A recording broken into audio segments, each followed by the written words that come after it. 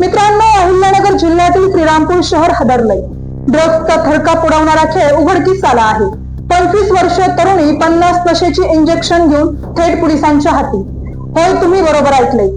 ही केवळ एक तरुणी नाही, तर नशेच्या रॅकेटचं जिवंत उदाहरण आहे. आजची ही बातमी फक्त माहिती नाही, तर इशारा आहे. ड्रग्ज मुक्त की ड्रग्ज युक्त श्रीरामपूर? चला पाहूया ही धडाकेबाज कारवाईची संपूर्ण कहाणी.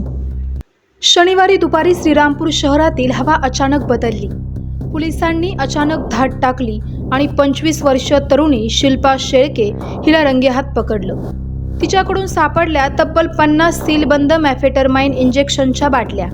ही इंजेक्शन्स नशेखोरांना डोस देण्यासाठी वापरली जात होती. आता कल्पना करा, एकच बाटली कित्येकांना वेड करू शकते, तर 50 बाटल्या म्हणजे थेट तरुणाईच्या जीवनाशी खेळ सुरू आहे. पण ही पहिली वेळ नाही. याआधीही श्रीरामपूरमध्ये नशेच्या विरोधात कारवाई झाली होती. तरीही ड्रग्ज माफिया आपलं जाळं अधिक घट्ट विणतोय.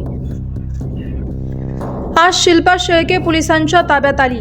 पण प्रश्न आहे, या मुलीला माल कोणी दिला? तिच्या मागे कोणते बडे हात कार्यरत आहेत? आणि सर्वात महत्त्वाचं, नव्या पिढीच्या भविष्याचा पाया कुठे नेतायत हे अंमली पदार्थ? नशेची ही साखळी थांबवणं गरजेचं आहे. पोलिसांचा इशारा स्पष्ट आहे. ड्रग्ज विक्रेत्यांना ठेवलं जाणार नाही, कठोर कारवाई होईल.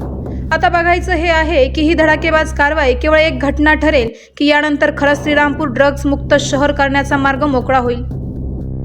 आज जप्त झालेल्या या 50 बाटल्या फक्त बाटल्या नाहीत, तर 50 तरुणाईचं भविष्य वाचवण्यासाठीची लढाई आहे. अहिल्यानगर जिल्ह्यात नशेच्या इंजेक्शन विरोधात पोलिसांनी चालवलेल्या मोहिमेतलं हे आत्तापर्यंतचं मोठं यश मानलं जातंय. पोलिसांच्या माहितीनुसार या इंजेक्शनचा वापर अत्यंत धोकादायक असून तरुणाईला नशेच्या गर्तेत लोटणारं हे इंजेक्शन मृत्यूचं कारण ठरू शकतं. मॅफेटरमाइन इंजेक्शन म्हणजे हळूहळू होणारा मृत्यूचाच डोस, असं तज्ज्ञांचं म्हणणं आहे. श्रीरामपूरमध्ये याआधीही अशा कारवाया झाल्या होत्या, पण अजूनही नशेचं रॅकेट थांबत नाहीये. कळतंय तेवढं एवढंच की या काळ्या धंद्यांच्या मागे मोठा मॅफिया रॅकेट काम करतंय का?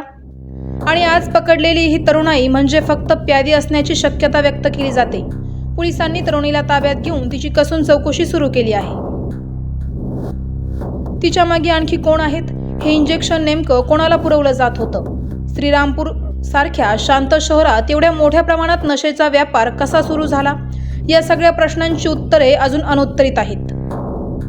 आज पोलिसांनी ही तरुणी पकडली, पण उद्या आपल्या घराजवळ, शाळेजवळ, कॉलेजजवळ जर नशेची इंजेक्शन पोहोचली तर? आपण सगळ्यांनी जागा होण्याची वेळ आता आली आहे. आवाज जनतेचा न्यूजसाठी प्रतिनिधी दर्शन बारसे. करायचं आहे लाईव्ह कार्यक्रम किंवा आहे कसले आंदोलन, जनसामान्यापर्यंत पोहोचेल आपला हक्काचा आवाज, आवाज जनतेचा. बातमी व जाहिरातीसाठी संपर्क करा स्क्रीनवर दिलेल्या नंबरवर.